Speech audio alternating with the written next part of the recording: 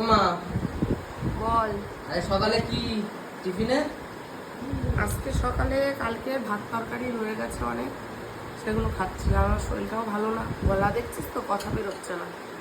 ওই জন্যই এখন এই কালকের ভাত তরকারি এখন গরম করেছি, এখন খাচ্ছি। তুই তোকে দিয়েছি, তুই খা না। আমাকে মাছ দাওনি তো? একটাই ছিল, আমি নিয়ে বসেছি, তোর খেতেই হবে। না ঠিক আছে থাক, তুমি কেন? আমি খাই। তুই আবার বলবি না তো যে আমাকে দিলা না। কেন বলবো? দেবো একটু। দাও।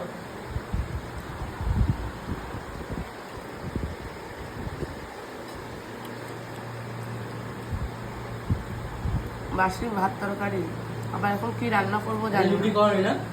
না।